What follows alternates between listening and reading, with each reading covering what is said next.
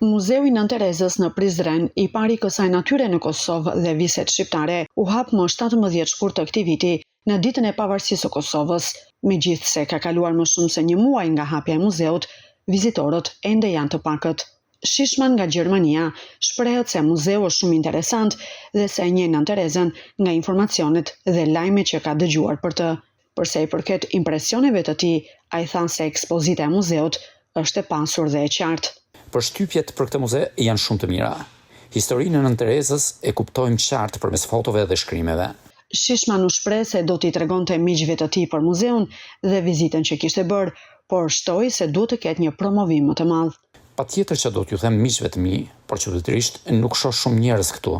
Menaxherja e muzeut, Edona Rugova, theksoi se janë duke bashkëpunuar me shkolla dhe organizata të ndryshme për të rritur vizitat dhe për ta bërë muzeun pjesë të agjendës turistike dhe aktiviteteve të institucioneve.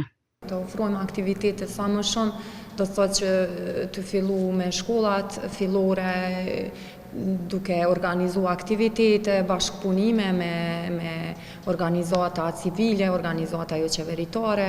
Muzeu i Nën Terezës, pjesë e peizazhit kulturor të qendrës historike të Prizrenit, është një mundësi e shkëlqyer për të njohur më thellë një figurë të rëndësishme të historisë botërore dhe për të nderuar trashëgiminë e saj të çmuar.